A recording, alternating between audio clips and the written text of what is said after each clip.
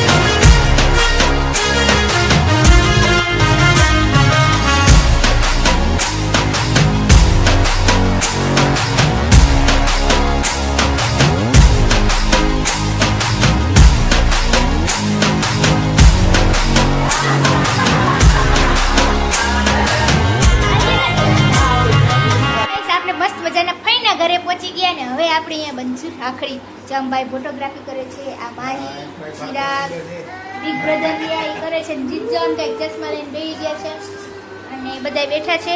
અને હવે આપણે બાંધવાની છે રાખડી. હજી ટાઈમ નથી થયો, ટાઈમ થાય ને તઈ.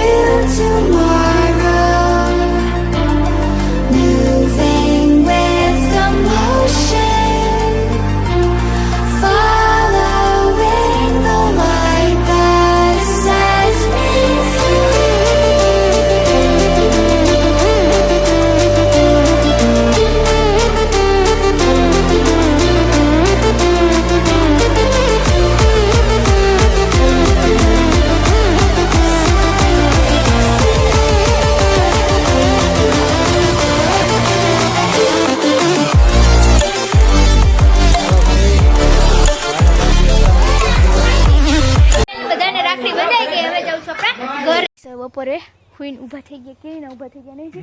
હા ક્યારના ઉઠી ગયા ભાઈ. હવે આપણે બનાવવાનું છે ત્યારે રગડો. તો આપણે રસોડામાં જઈ રગડો બનાવવાનો. જીતા તું હે ને પેટીસ બનાવવાની. હા ના બનાવો રગડા પેટીસ બે બનાવી નાખો. તો હાલો હવે આપણે રસોડામાં જઈશ. તો આપણે છે ને પપ્પાના ઘરેથી આપણા ઘરે આવ્યા. તમને એમ થતું હશે ડાયરેક્ટ રગડાનો ને બધાનો પ્રોગ્રામ હતો એ કેમ તમને બતાવ્યો નહીં. પણ ગાઈસ છે ને આપણે પછી મહેમાન હતા ને વધી ગયું ને પછી બહુ બધું થઈ ગયું એટલે કાંઈ બતાવ્યું નહીં તમને થોડુંક. અને પછી એમ અને મહેમાન થોડાક કે ને આમ થોડાક એવા હતા એમ કે થાકી ગયા હતા આજે બધે. બધી જગ્યાએ રાખડી બાંધવા જવાનું હતું. બધી અલગ અલગ જગ્યાએ એટલે ના જગ્યાએ તો આપણે અલગ અલગ જગ્યાએ તો નથી જવાનું. એક જ ઘરે હતું આપણે. બે ઘર હતા એમ. એટલે ગાઈસ આપણે સવારમાં મસ્ત મજાને આપણા બેનબા આવ્યા હતા જીતના. આપણે રાખડી બાંધી લીધી હતી એની ભેગી. અને જો તમારે તો મોઢું પડી ગયું અત્યારે વિચાર કરો કે સવારે તૈયાર થઈને કેવી ગઈ હતી ને અત્યારે કેવી આવી. થાકી હોય ને બધે જાય. જો આ બેગ ભરીને ગઈ હતી રોકાવા પણ આવી કેમ આવી ગઈ પાછી. વિચાર કરો તમને એવું શું લાગે હું ખરેખર રોકાવા ગઈ છે કે નહીં ગઈ? હવે ગઈ કોમેન્ટ કરીને કહેજો કે હું ગઈ હતી કે નહોતી ગઈ હતી આ બેગ ભરીને. બરાબર ને? તો ગાઈસ પણ સારું મસ્ત ફ્રેશ થઈ ગઈ. ક્યુટ વાળ એના હેર કપાઈને આવી ગયા. મારા મસ્ત ફેશિયલ આપણે મસ્ત બધું કરાવી લીધું છે સાતા માથામાં. હવે આપણે શરૂ કરી દઈશું પછી બધાને મેળા કરવાના. કાલથી એમ જામનગર ને રાજકોટ એટલે મોડો થવાનો પણ કાલથી જામનગર તો થઈ જવાનો છે. કેમ કે જામનગર આપણા ગાઈસ બીજું કાંઈ ફેવરેટ હોય કે ન હોય, આપણા મેળા તો બહુ ફેવરેટ. તો ગાઈસ આપણે પછી મેળા કરવા જઈશું આગળ પછી એ જ બ્લોગમાં મળશું. ત્યાં સુધી તો જોઈ થાય હું નહીં એમ. હવે જો કે આપણે ફાસ્ટ હતો એ છૂટી ગયું કેમ કે ગાઈસ આપણે હમણાં તહેવાર હોય પણ ઘણી ઓલા ઘરે ને ઓના ઘરે ને પછી આપણે આપણું એવું છે કે ફાસ્ટ તહેવાર તો કોઈના ઘરે જમવાનું નહીં, પાણી ન પીવાનું, કંઈ ખાવાનું ન હોય એટલે એ એવું ખોલું કરે લાગે. પણ આપણે ફાસ્ટ હતો એ આજથી છૂટી જશે એટલે આજનો દિવસ તો હતો. પણ હવે નેક્સ્ટ આપણે આવતો શ્રાવણ મહિનો રહેશું. બરોબર શ્રાવણ મહિનો રહેવાનો ટૂંકમાં અડધો પૂનમ સુધીનો. જો કે પછી આપણા કોકના ઘરે આપણે જવાનું થાય ને એને વળી કેવું કે ડુંગળી લસણ વાળું નથી ખાતી, આ નથી ખાતી, એટલે આપણે કેન્સલ રાખશું. બરોબર. જીત શું કહે છે જોઈએ હવે. જીત શું કઈ કહેવાનું તમારે? ના બસ બધાને ખૂબ ખૂબ શુભકામનાઓ રક્ષાબંધન પર્વની. હેપી રક્ષાબંધન.